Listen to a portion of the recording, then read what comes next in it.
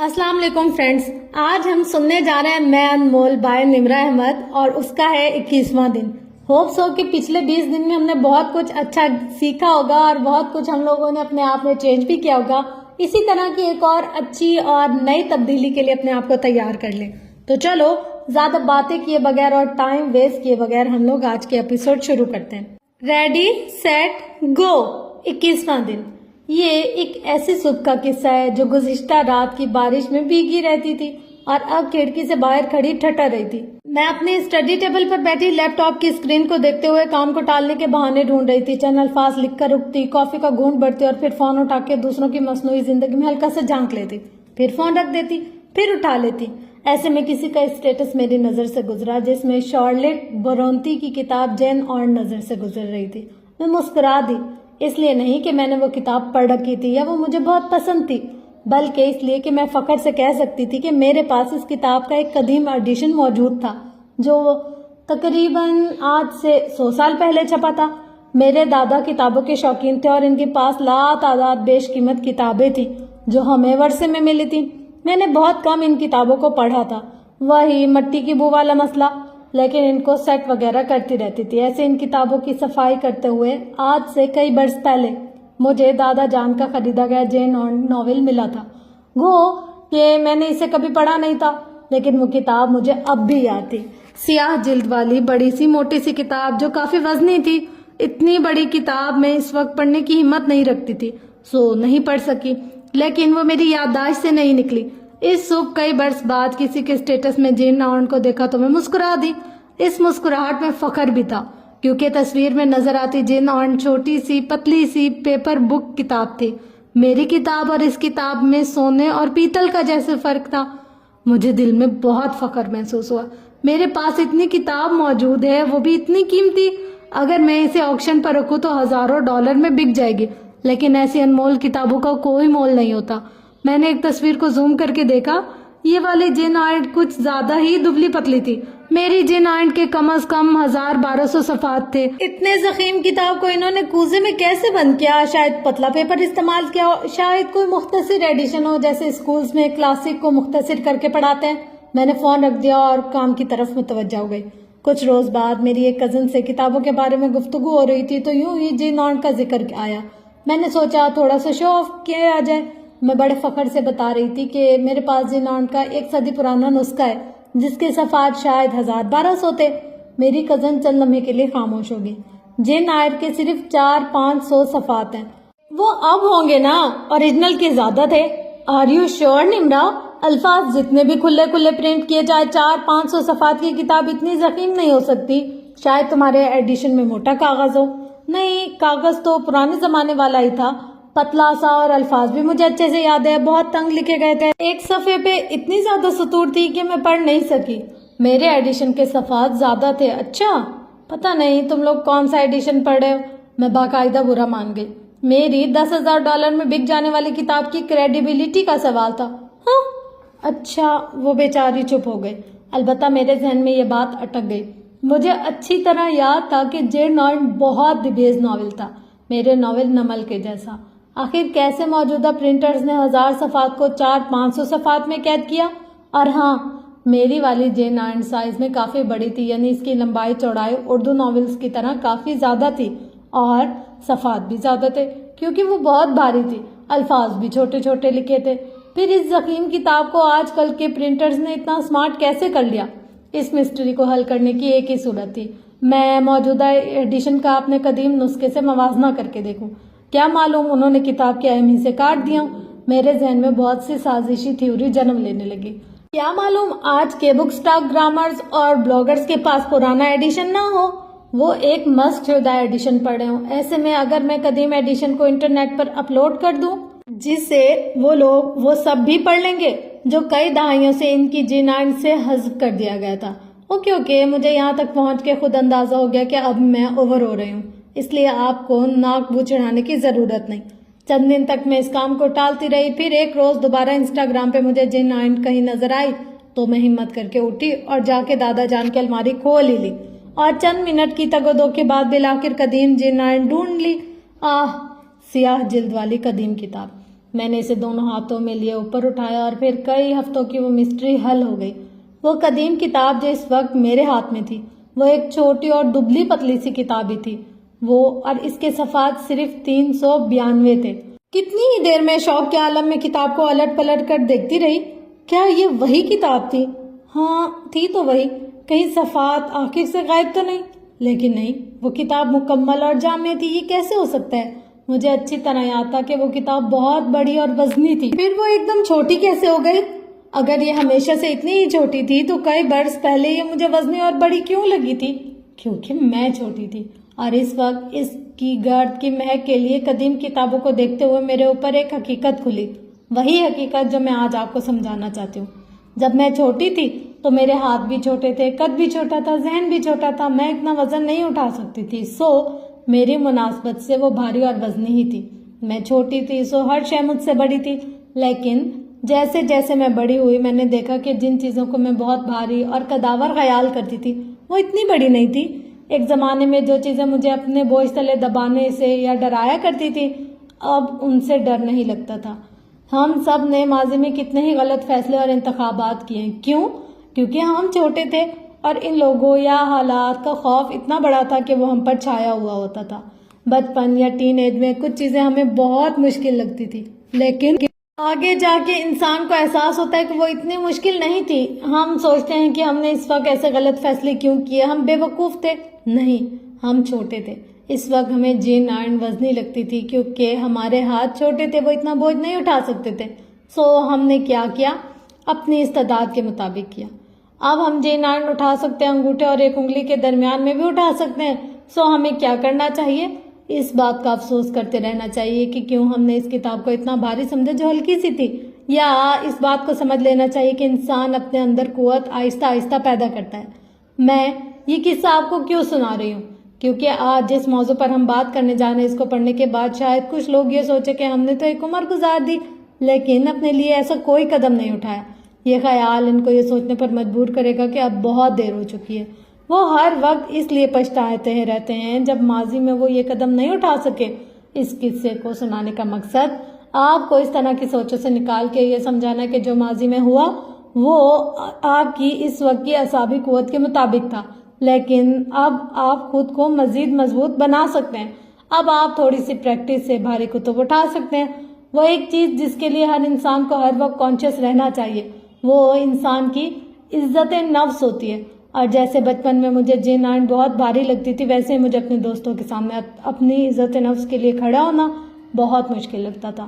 اپنی زندگی کے کچھ پچھتاووں میں میرا سب سے بڑا پچھتاوا بہت سے موقع پر اپنی عزت نفس کے لیے کھڑے نہ ہونا ہے، کبھی خوف میں، کبھی محبت میں، کبھی کسی دوست کو کھو دینے کے ڈر سے۔ لیکن چند برس پہلے خزاں کی ایک صبح نفیسہ کے ساتھ لانگ ڈرائیو پر جاتے ہوئے مجھے احساس ہوا تھا کہ اگر میں نے خود کو بدلنا ہے تو مجھے سب سے پہلے اپنے لیے کھڑا ہونا سیکھنا ہے، غیروں کے سامنے نہیں، اپنوں کے سامنے۔ غیروں کے سامنے کھڑا ہونا میرے لیے کبھی مسئلہ نہیں رہا، چاہے پبلیشنگ کے معاملات ہوں یا قانونی معاملات، میں ہر جگہ اپنے حق کے لیے آواز اٹھا لیتی ہوں۔ لیکن جیسے ہیری پوٹر میں جے کے رولنگ لکھتی ہے نا کہ دشمن کے سامنے ڈٹ جانا اتنا مشکل نہیں جتنا دوستوں کے سامنے ڈٹ جانا ہوتا ہے، اسی کے مصادق میرے لیے ان دوستوں کو ٹوکنا بہت مشکل رہا ہے جو کسی بھی طرح میرا استحصال کرتے ہیں۔ لیکن جب میں نے اپنی ذات پر کام کرنا شروع کیا تو اپنے اس ایشو کو بھی ایڈریس کیا۔ میں نے آپ کو بچپن میں اپنے کلاس فیلو کا قصہ سنایا تھا جو ہر وقت مجھے اسکول میں بلی کیا کرتی تھی۔ وہ اگلی سیٹ پر بیٹھتی تھی اور ایک دم گھوم کے مجھے کچھ برا بھلا کہتی اور واپس مڑ جاتی۔ میں اس کی زبان کے کھلنے سے ہی ڈرنے لگی تھی۔ میں سر جھکا کے اس کی بات کو اگنور کرتی کیونکہ میرے اندر اس کی بات کا جواب دینے کی ہمت نہیں تھی۔ وہ میری دوست تھی۔ آج سے 2-3 ماہ قبل 2020 کے موسم گرما میں ایک روز میری ایک اور اچھی دوست نے مجھے کسی بات پر قدرے تحقیر سے انداز میں کچھ کہا سنایا تو میں نے اسے بہت سنجیدگی سے کہہ دیا کہ دیکھو میرے ساتھ اس طرح بات نہ کرو، مجھے یہ بات اچھی نہیں لگتی، میں دوستی میں بھی ایسی بات کو درگزر نہیں کر سکتی، امید ہے کہ تم آئندہ خیال رکھو گی۔ اور چند دن بعد ایک روز مجھے یوں ہی یہ بات یاد آئی تو میں ذرا دیر کے لیے ٹھہر گئی۔ مجھے برسوں پہلے کی وہ کلاس فیلو اور اس کا اپنی نشست پر گھوم کر مجھے برا بھلا کہنا یاد آیا اور میں نے سوچا کہ چند سال میں کہاں سے کہاں آ گئی۔ اب بھی میں وہاں نہیں ہوں جہاں ہونا چاہیے تھا لیکن پہلے سے بہتر ہوں۔ اس رویے کو خود میں پیدا کرنے کے لیے سالوں کی پریکٹس چاہیے لیکن اس حد تک جانے کا پہلا قدم اپنی سوچ درست کرنا ہے۔ عزت نفس کیا ہوتی ہے، کیوں ہوتی ہے اور کیسے ہوتی ہے، اس کتاب میں ہم اب تک کئی موضوعات کو چھوتے ہیں۔ Self love, self care, self esteem. آج جس موضوع پر ہم بات کرنے جانے اس کا نام ہے سیلف ریسپیکٹ۔ اس کو اردو میں عزت نفس کہا جاتا ہے۔ یہ سیلف اسٹیم سے مختلف ہوتی ہے۔ سیلف اسٹیم اپنی ذات کی اپنی نظروں میں قدر و عزت کرنے کا نام ہے۔ سیلف ریسپیکٹ اس عزت کو کہتے ہیں جو آپ دوسروں سے اپنے لیے ڈیمانڈ کرتے ہیں، وہ عزت جس کی توقع آپ کو دوسروں سے ہوتی ہے اور جس کے پامال ہونے پر آپ کو غصہ اور افسوس ہوتا ہے اور آپ کہتے ہیں کہ فلاں نے میری سیلف ریسپیکٹ کو ہرٹ کیا۔ سیلف اسٹیم وہ عزت ہے جو آپ خود اپنی کرتے ہیں اور سیلف ریسپیکٹ وہ عزت ہے جو دوسرے آپ کی کرتے ہیں۔ یہاں تک سمجھ میں آ گیا؟ آپ اپنے ارد گرد جہاں بھی دیکھیں آپ کو بے ادبی بھی ہر جگہ جھنڈے گاڑے نظر آئے گی۔ بچے اب اتنے باادب نہیں رہے جیسے ہمارے زمانے کے ہوا کرتے تھے۔ انٹرنیٹ پر کمنٹ سیشن پڑھ لو، سیاستدانوں کو دیکھ لیں، اینکرز کو دیکھ لیں، سب ایک دوسرے کی طرف بے ادب گفتگو اچھالتے نظر آتے ہیں۔ آج کا انسان سمجھتا ہے کہ اس کے پاس ہر شے کا جواب ہے، بہت کچھ معلوم ہونا بھی انسان کو بے ادب بنا دیتا ہے۔ ہمارے پاس رول ماڈلز کی بھی کمی ہے۔ سیلیبریٹیز سے لے کر سیاستدانوں تک کوئی اخلاقیات اور ادب آداب کا لحاظ رکھتا نظر نہیں آتا۔ سیلف ریسپیکٹ کیسے ہرٹ کی جاتی ہے، اس کی مختلف صورتیں۔ مثلا جب کوئی آپ کی بات نہ سنے، اس کا مطلب یہ نہیں ہے کہ کوئی آپ کو بولنے سے منع کر دے، بلکہ جب آپ وہ بیان کریں جو آپ واقعی سوچتے ہیں تو آپ کے خیالات کو وہ عزت نہ دے، بلکہ آپ کو کہے کہ نہیں آپ تو ہیں ہی غلط۔ آپ کہیں میں یہ محسوس کر رہا ہوں اور وہ کہے کہ آپ غلط محسوس کریں، یہ بھی بہت بڑی بے عزتی ہوتی ہے، جسے لوگ سمجھتے ہی نہیں ہیں۔ انسان غلط سن سکتا ہے، غلط بول سکتا ہے، لیکن کوئی انسان کبھی بھی غلط محسوس نہیں کر سکتا۔ وہ جو محسوس کرتا ہے سو کرتا ہے۔ کسی کے محسوسات سے آپ کا متفق ہونا ضروری نہیں ہے، بس ان کی اتنی تکریم ضروری ہے کہ انہیں کہا جائے کہ ہاں میں سمجھ سکتی ہوں کہ تمہیں یہ محسوس ہوا ہے۔ کوئی اپنے محسوسات بتائے اور اس کو فوراً سے رد کر دیا جائے یا اختلاف کیا جائے، یہ اس شخص کی توہین ہے۔ رائے سے اختلاف ہو سکتا ہے، محسوسات سے نہیں۔ کسی کو کھری کھری سنا دینا بے ادبی ہے، کسی کا مذاق اڑانا یا اس پر ہنسنا بے ادبی ہے۔ مذاق اور مزاح میں فرق ہوتا ہے۔ مسئلہ یہ ہے کہ کوئی بھری محفل میں آپ کا مذاق بنائے تو آپ کو ٹھیک سے اسے روکنا بھی نہیں آتا۔ مثلا ایک ٹین ایج بچہ ہے جو کہ موٹا ہے، اپنے خاندان کے ہی صحیح کسی ایسے بچے کو تصور میں لائیں جس کا وزن زیادہ ہو۔ بھری محفل میں اس کے وزن کا ذکر چھڑ جائے اور وہ ذکر ختم ہی نہ ہو تو بچہ کیا کرتا ہے؟ وہ پھیکا سا مسکراتا رہتا ہے۔ اس کی کوشش ہوتی ہے کہ وہ رونے نہ لگ جائے۔ اگر وہ رو دیا تو اسے شرمندگی ہوگی اور وہ کمزور لگے گا۔ خود کو مضبوط ظاہر کرنے کے لیے جب ہمارا مذاق اڑایا جاتا ہے تو ہم پھیکا سا مسکراتے ہیں، کیونکہ ہمیں اپنے جذبات صرف رو کے بیان کرنے آتے ہیں۔ آپ نے کبھی محسوس کیا کہ کیوں جب آپ کسی کے سامنے اپنے حق کے لیے بولیں تو آپ کا دل کانپنے لگتا ہے، گلا رونج جاتا ہے یا آپ رونے لگ جاتے ہیں؟ ایسا کیوں ہوتا ہے؟ یا اپنے آپ کو ایکسپریس کرتے ہوئے آپ غصے سے بولنے لگ جاتے ہیں؟ یہ ان لوگوں کے ساتھ ہوتا ہے جن کو بچپن میں اپنے خیالات اور محسوسات کو بیان کرنا نہیں سکھایا گیا۔ محسوسات کو بیان کرنا کیسے سیکھا جاتا ہے؟ جب بچہ کہے تو اس کو سن لیا جائے، اس پر غصہ نہ کیا جائے، اس کی حوصلہ افزائی کی جائے۔ جہاں ایسا نہیں ہوتا اور بچے کو بات بات پر ڈانٹ دیا جاتا ہے، وہاں بچے کو یہ لگتا ہے کہ مجھے کوئی انڈرسٹینڈ ہی نہیں کر سکتا، یا تو اس کی شخصیت بالکل دب جاتی ہے یا وہ بہت مہارت سے جھوٹ بولنا سیکھ لیتا ہے۔ ایسے بچے بڑے ہو کر پیپل پلیزر بن جاتے ہیں۔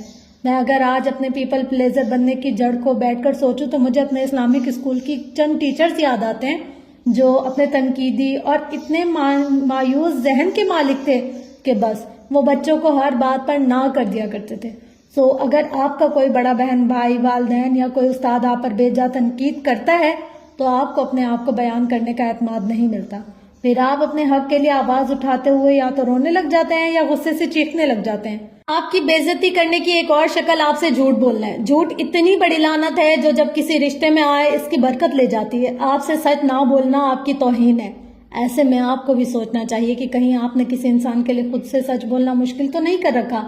کہیں آپ کا اپنا رویہ اتنا ٹاکسک تو نہیں کہ لوگ آپ کو دل کی بات بتانے سے کتراتے ہیں؟ آپ کی حدود کو عبور کرنا بے ادبی کی سب سے بڑی شکل ہے، اور بنیادی طور پر یہیں سے ساری بے ادبی جنم لیتی ہے۔ حدود کو ہم اگلے باب میں تفصیل سے پڑھیں گے۔ میں ہر وقت حدود کا ذکر کرتی رہتی ہوں، یہ آخر ہے کیا، یہ آگے پڑھیں گے۔ فی الحال ہم یہ پڑھنے جا رہے ہیں کہ آپ کو اپنی سیلف ریسپیکٹ کیسے اٹھانی ہے۔ جب آپ کی سیلف اسٹیم اونچی ہوتی ہے تو سیلف ریسپیکٹ خود بخود اونچی ہو جاتی ہے، اور سیلف اسٹیم اپنی ذات کی قدر و اہمیت بلند کی جاتی ہے۔ جب خود سے محبت کر کے، اپنا خیال رکھ کے، خود کو معاف کر کر اور اپنی ذات کو سب سے مقدم رکھ کر جب یہ عادتیں آپ اپنے اندر ڈال لیتے ہیں تو آپ کی عزت نفس خود بخود اونچی ہو جاتی ہے۔ عزت نفس وہ عزت ہے جو آپ اپنے عمل کے ذریعے دوسروں سے ڈیمانڈ کرتے ہیں۔ عزت الفاظ سے نہیں مانگی جاتی، حدود کے قائم کرنے سے مانگی جاتی ہے۔ اس کا ایک سادہ سا فارمولہ ہے، عزت نفس کے معاملے میں آپ کے لیے سب برابر ہونے چاہیے، کسی کو استثناء حاصل نہیں ہے۔ ہمارے بہت سے مسئلے شروع تب ہوتے ہیں جب ہم کچھ لوگوں کو تو رعایت دیتے ہیں۔ ایک شخص جو آپ کے بہت پسندیدہ ہوتا ہے وہ آپ کے میسج کا جواب بھلے نہ دے، اس کے لیے آپ اپنی عزت نفس پر پیر رکھ کر اس کو بار بار میسج کرتے رہیں گے۔ نہیں، عزت نفس سب کے لیے ایک ہونی چاہیے۔ جب بھی جہاں بھی آپ کو کسی نے اس میں رعایت دی وہاں وہ آپ کی حدود عبور کر لے گا اور آخر میں نقصان آپ کا ہی ہوگا۔ اپنی عزت نفس اوپر اٹھانے کے لیے کیا کرنا چاہیے؟ سب سے پہلے بار بار لوگوں کو سوری کہنا چھوڑنا ہوگا۔ سوری کا لفظ صرف تب آپ کے منہ سے نکلنا ہے جب آپ کو اپنے کسی عمل پر بے حد شرمندگی ہو۔ سوری میں دیر سے پہنچا کہنے کے بجائے آپ کا شکریہ کہ آپ نے اتنی دیر میرا انتظار کیا کہنا شروع کریں۔ سوری کو تھینک یو سے بدلنا سیکھیں۔ عزت نفس کو اوپر اٹھانے کے لیے مزید کیا کرنا ہے؟ اپنا ویلیو سسٹم بنانا ہے، اور وہ ویلیو سسٹم آپ کو ڈیفائن کرے گا کہ میری بڑی بہن کی زندگی کا ایک اصول ہے، وہ کسی کی غیبت نہیں کرتی۔ آپ اس لڑکی کے سامنے کسی کی برائی کر ہی نہیں سکتے۔ وہ کال چھوڑ کر چلی جاتی ہے یا وہ بات چینج کر دیتی ہے، یہاں تک کہ یہ ویلیوز اس کی پہچان بن گئی ہیں۔ آپ سب کو معلوم ہے کہ حفصہ سامنے بیٹھی ہے تو آپ کسی دوسرے انسان کی برائی کر ہی نہیں سکتے، سو کوئی اس کی حدود کو عبور کرنے کی کوشش نہیں کرتا۔ اسی طرح آپ کی کچھ ویلیوز ہونی چاہیے، جیسے آپ کے بارے میں سب کو یہ معلوم ہونا چاہیے کہ یہ لڑکی جھوٹ نہیں بولے گی، یہ لڑکی غلط بات پر خاموش نہیں رہے گی۔ ایک اور چیز جو عزت پانے کے لیے بہت اہم ہے وہ ہے اپنے وعدوں کی پاسداری۔ آپ نے جب کمٹمنٹ کی ہے تو اسے پورا کرنا ہے۔ اس کا یہ مطلب نہیں کہ آپ لوگوں کے ناراض ہونے کے خوف سے اپنے کال پورا کریں، بلکہ اس کا یہ مطلب ہے کہ آپ اپنے کال کی عزت کریں اور کسی کو اپنی زبان تب دے جب پوری کر سکیں۔ خواہ مخواہ اوور ایکٹنگ نہ کیا کریں، اس سے آپ کا اعتبار چلا جاتا ہے۔ قرآن میں اللہ فرماتا ہے کہ جو چاہتا ہے عزت تو وہ جان لے کہ ساری عزت اللہ کے لیے ہی ہے۔ سورۃ فاطر آیت 10۔ اس آیت سے میں یہ سبق لیتی ہوں کہ انسان جب اللہ کے اصول پر چلتا ہے اور ہر کام اللہ کی رضا کو ذہن میں رکھ کر کرتا ہے تو اس کو عزت ملتی ہے۔ سچ اللہ کو پسند ہے، غیبت نہ کرنا اللہ کو پسند ہے، وعدے پورے کرنا اللہ کو پسند ہے۔ عزت کا راستہ اللہ کے پاس ہی سے نکلتا ہے۔ لوگوں کے خوف اور محبت کے چکر میں جو لوگ اپنی عزت پر سمجھوتا کر لیتے ہیں ان کا مقام اور قدر خود بخود کم ہو جاتی ہے۔ میری ایک ٹیچر کہا کرتی تھی کہ جب بھی آپ کو کسی چیز سے نفع حاصل کرنا ہے تو اس کی عزت کرنا شروع کر لیں۔ استاد سے علم سیکھنا ہے تو اس کی عزت کریں، قرآن سے نفع اٹھانا ہے تو قرآن کو عزت سے رکھیں، تعلیم میں بہتر ہونا ہے تو اپنی کتاب، قلم، کاغذ کو عزت دیں، اپنے لکھنے پڑھنے کی جگہ کو عزت دیں، نماز کے مصلی کو عزت دیں، اللہ کی یاد دلانے والی چیزوں کا احترام کریں، اذان پر ادب سے خاموش ہو جائیں۔ یہ چھوٹی چھوٹی باتیں بڑی کامیابیوں کا موجب بنتی ہیں۔ عزت نفس جو چیز گھٹاتی ہے ان میں سے ایک اہم سب سے بری عادت ہے لوگوں کے پیٹھ پیچھے ان کی برائی کرنا۔ آپ جب بھی اپنے منہ سے کسی دوسرے انسان کے بارے میں منفی بات نکالتے ہیں آپ کو معلوم نہیں ہوتا کہ آپ کیسے لگ رہے ہیں۔ آپ کا امیج ایک دم سامنے والے کی نظر میں گھٹ جاتا ہے، چاہے سامنے والا خود بھی لاکھوں لوگوں کی برائی کرتا ہو۔ سوچیں پھر اللہ کی نظر میں کتنا امیج گھٹتا ہوگا۔ یہ سطور لکھتے وقت میں چاہتی ہوں کہ آپ بھی میرے ساتھ خود سے اس بات کا عہد کریں کہ آج کے بعد ہم نے کسی کی برائی نہیں کرنی۔ ایک ایک دن کا ٹارگٹ رکھیں، آج کا دن کسی کے خلاف نہیں بولنا۔ پورا دن گزر جائے گا اور یقین کریں آپ زندہ رہیں گے اور بہتر ہوں گے۔ اس کا ایک کلیہ یہ ہے کہ جب بھی کسی کے بارے میں بات کریں یہ تصور کریں کہ وہ شخص آپ کے سامنے بیٹھا سن رہا ہے۔ آپ کی عزت ہر وقت لوگوں کو خوش کرنے سے بھی کم ہوتی ہے۔ ایک پش اوور انسان جو ہر وقت ہر کسی کا کام کرنے کو تیار ہو بالکل بھی قابل عزت نہیں ہوتا۔ عزت چاہیے تو خود کو اور اپنے وقت کو عزت دیں، پھر لوگوں کے سامنے آپ کی عزت ہوگی۔ اپنے وقت کی اہمیت لوگوں کو بتانے کے لیے ان سے لڑنا یا غصہ کرنا ضروری نہیں ہے، ورنہ ہر شے بس صورت ہو جائے گی۔ آپ اپنی ضروریات بتاتے ہوئے غصہ صرف اس لیے کرتے ہیں یا روتے اس لیے ہیں کیونکہ آپ کو کسی نے اپنے محسوسات سادہ طریقے سے بیان کرنا نہیں سکھایا۔ اپنے محسوسات بیان کرنا سیکھنے کے لیے مشق کریں، ہر روز اپنی چھوٹی چھوٹی ضروریات بیان کرنا شروع کریں۔ اس کا یہ مطلب نہیں کہ لوگوں سے پیسے یا فیورز مانگنے لگ جائیں یا توجہ اور محبت۔ آپ کو اپنا کام کرنے کے لیے کیا چاہیے؟ کوئی خالی کمرہ، پرسکون ماحول، اپنے بہن بھائیوں کو بتائیں کہ جب آپ یہاں پڑھ رہے ہیں تو وہ کائنڈلی ادھر نہ آئیں یا شور نہ کریں. جب آپ اپنی چھوٹی چھوٹی ضروریات کہنا شروع کریں گے تبھی آپ اپنی بڑی ضروریات یا جذباتی ہوئے بغیر کہہ سکیں گے. اپنی عزت بڑھانے کا ایک اور طریقہ ہے عاجزی. عاجزی کیا ہے؟ جب آپ غلط ہوں تو غلطی تسلیم کر لیں. جب آپ واقعی شرمندہ ہو تو معافی مانگ لیں. جب کوئی آپ سے ناراض ہو کیونکہ آپ نے اس کے ساتھ غلط بیہیو کیا تو اس کو منانے میں پہل کریں. یہ چیز عزت نفس کے خلاف نہیں ہے، یہ مغرورانہ انا کے خلاف ہے. آپ کی غلطی نہیں بھی ہے تب بھی کسی کو منانے کے لیے آپ کا پہل کرنا آپ کی عزت بڑھاتا ہے. وہ جو میں نے اوپر کہا کہ بات بات پر سوری کہنا چھوڑ دیں، وہ ہر وقت کے لیے ہے. اگر آپ ہر بات پر سوری کہیں گے تو اس سوری کی کوئی وقت ہی نہیں رہے گی، نہ آپ کی نظر میں نہ کسی اور کی، اور وہ آپ کو ہر وقت گلٹی میں رکھے گی. عاجزی کا مطلب یہ ہے کہ بحث کے دوران اگر لگے کہ سامنے والا درست کہہ رہا ہے تو اس کی بات مان لیں، اعتراف کر لیں کہ اس کا پوائنٹ درست ہے. یہ بڑا مشکل کام ہے. ہم آپس کی ضد کے باعث آخری دم تک خود کو درست ثابت کرنے کے لیے اڑے رہتے ہیں. آپ کی عزت نفس مزید کس چیز سے بڑھتی ہے؟ ویلیو ایڈ کرنے سے. ویلیو ایڈ کرنا کیا ہوتا ہے؟ یعنی جب کسی کمیونٹی یا جاب یا حتیٰ کہ گھر والوں کے سامنے کسی جگہ آپ کام کر رہے ہو تو آپ میں اتنی عزت نفس ہونی چاہیے کہ آپ اپنی ذمہ داری پوری طرح سے نبھائیں اور آپ اپنی طرف سے بہترین کی کوشش کریں. ہر فیملی کا ایک مشترکہ مفاد ہوتا ہے جس کے لیے سارے گھر والوں کو کام کرنا ہوتا ہے. جیسے مہمان آئے ہیں جو سب نے مل کر انتظام کرنا ہے. بے شک کسی ایک بہن یا بھائی کے سسرال والے ہیں، لیکن اس کا مطلب یہ نہیں کہ باقی ایسے ہی بیٹھے رہیں گے. ہم کسی اور کا کام کیوں کریں؟ سارے گھر کی عزت ایک دوسرے سے جڑی ہوتی ہے. 100 کام میں برابر کا حصہ ڈالیں. انسان میں اتنی عزت ہونی چاہیے کہ وہ کاہل لوگوں کی طرح بیٹھا نہ رہے بلکہ سب کا ہاتھ بٹائے. ایک اور چیز جو آپ کی عزت گھٹاتی ہے وہ اپنی تعریف کرنا ہے. اپنی تعریف اپنے منہ سے کرنا بڑا ہی موذی مرض ہے. یہ انسان تب کرتا ہے جب اسے مسلسل دوسروں کا اپروول چاہیے ہوتا ہے. آپ کا عمل آپ کی تعریف کے لیے کافی ہونا چاہیے. اپنی کامیابیاں شیئر کرنا بری بات نہیں ہے، لیکن اپنے منہ سے اپنی تعریفیں دوسروں کو غیر آرامدہ کر دیتی ہیں. اب ہم آتے ہیں ان حالات کی طرف جو اس وقت پیدا ہوتے ہیں جب آپ کی عزت نفس ہرٹ کی جاتی ہے. ایسے میں آپ کو کیا کرنا چاہیے؟ پہلی چیز، حدود. آپ کی کلیئر حدود ہونی چاہیے اور جیسے ہی کوئی ان کی توہین کرے آپ نے بولنا ہے. آپ نے بولنا ہے اور آپ نے بولنا ہے کوئی چیز آپ کی عزت نفس کو دوبارہ ہرٹ ہونے سے نہیں بچا سکتی. اگر آپ پہلی دفعہ ایسے واقعے پر آواز نہیں اٹھائیں گے آپ کے لب آزاد ہیں. جو دوسروں کے پاس ہے اس سے غنی ہو جائے. اور دوسروں کے پاس کیا ہے؟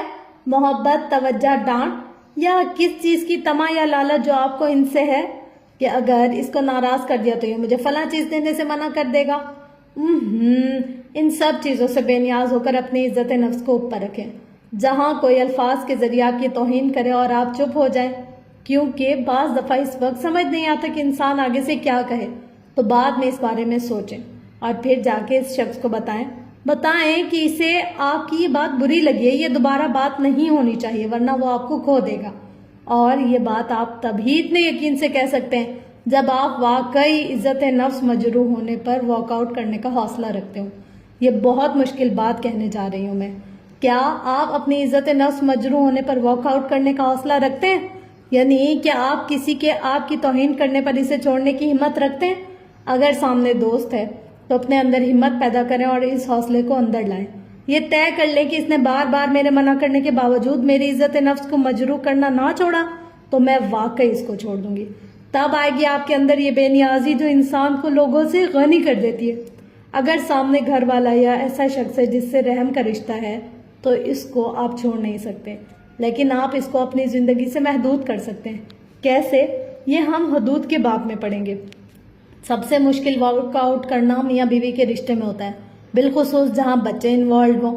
مگر یاد رکھیں، اپنے پارٹنر کو یہ بتانے کے لیے کہ میری عزت نفس مجروح نہ کرو کب بھی دیر نہیں ہوئی ہے.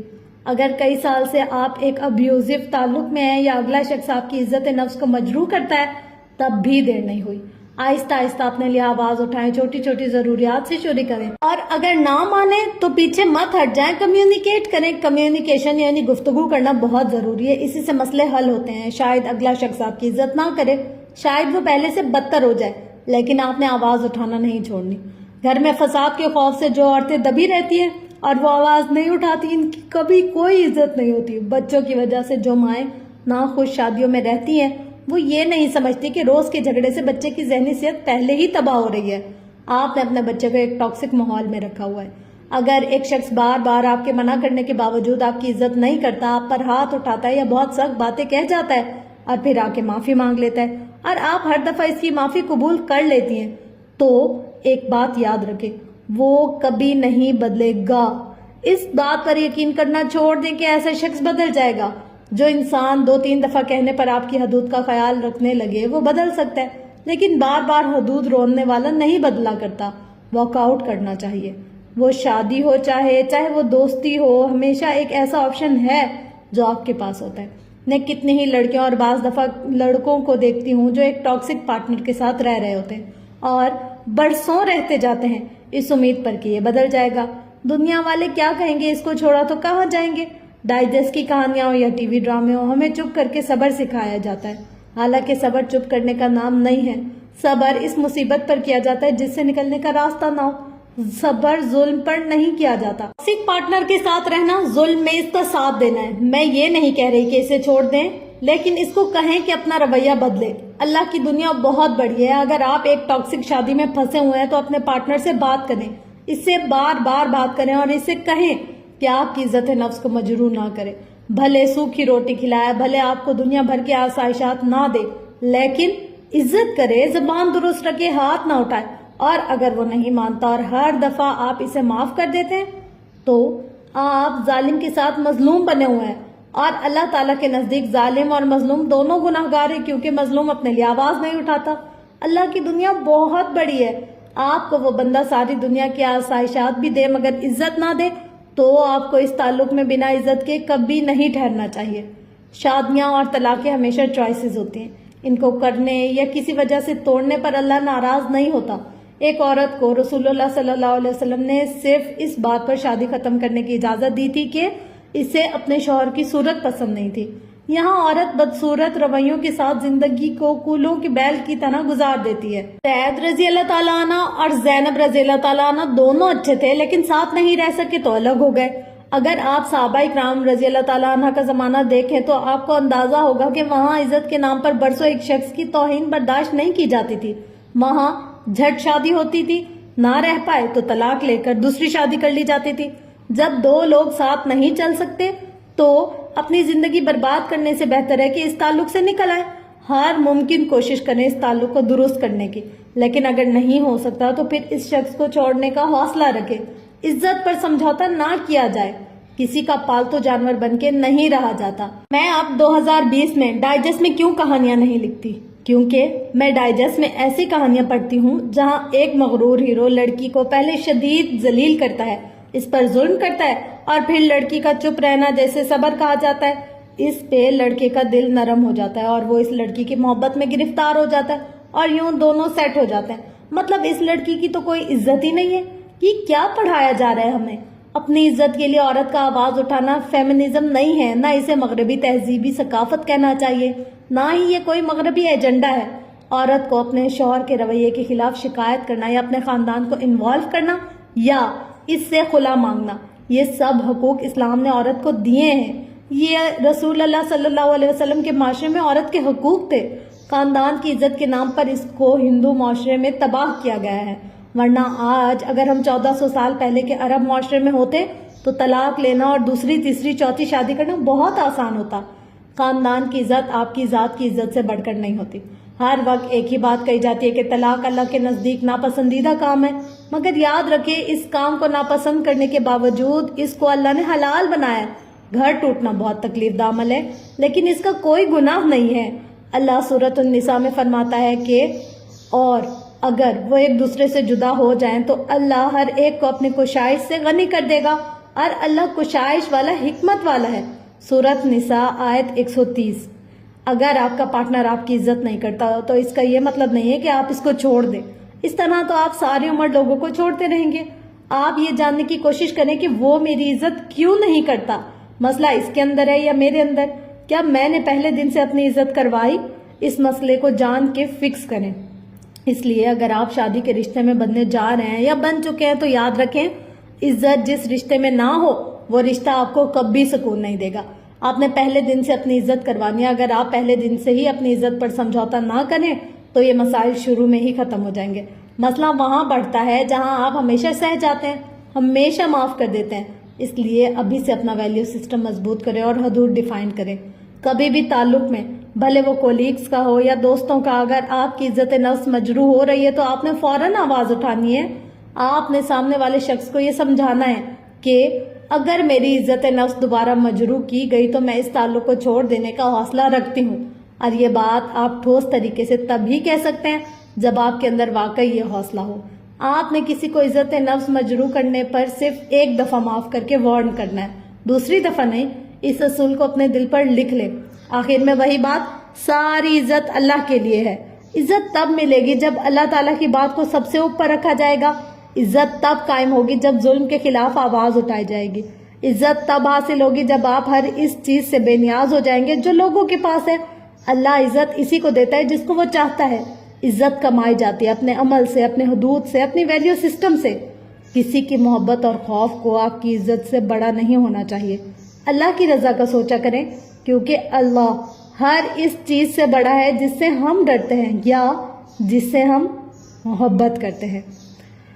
یہ تھا جی آج کا ٹاپک، اور ہوپ سو کہ آپ لوگوں کو کچھ نہ کچھ اچھا سیکھنے کو ملا ہوگا۔ کچھ چیزیں بہت گاڑھی ہوتی ہیں، اور ان کو سمجھنے کے لیے اور ان کو جذب کرنے کے لیے اور ان پر عمل کرنے کے لیے ہمارے دل اور دماغ کو تھوڑا سا پروسیس کرنے کی ضرورت ہوتی ہے۔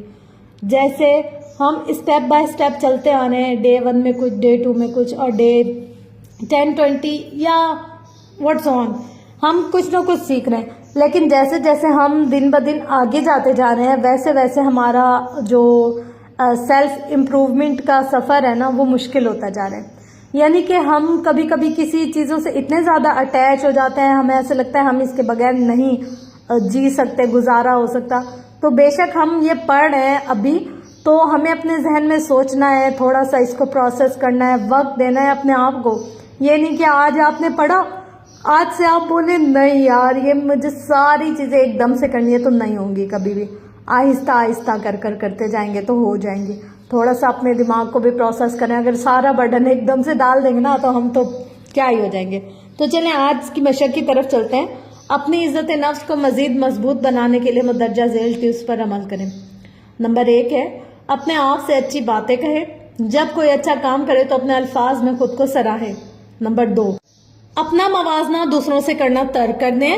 آپ اس دنیا میں ایک ہی ہیں اور اللہ تعالیٰ نے آپ کو اسی طرح بنایا۔